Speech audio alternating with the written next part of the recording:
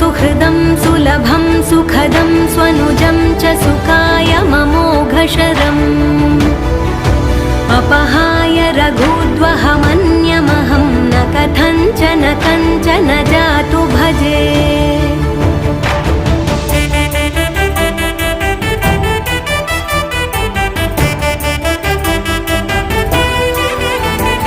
विना वेङ्कटेशं ननाथो ननाथः सदा वेङ्कटेशं स्मरामि स्मरामि।